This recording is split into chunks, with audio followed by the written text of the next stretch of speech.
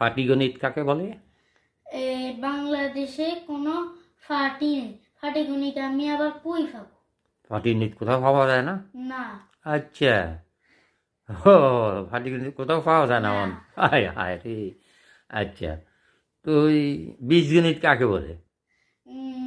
বীজ তো আমার আসিল, কিন্তু বীজ, বীজ না বীজগণিত? বীজগণিত তো আমার আসিল, কিন্তু ফানিতে পড়ে বিজি গেছে। এখন আমি কি করব? ও আচ্ছা, তাহলে বীজগণিত ফানিতে পড়ে ভিজে গেছে, হুম। তাহলে এখন আর বীজগণিত না, পড়া লাগবে না? নাই, নাই। হায় হায় হায় হায় হায়।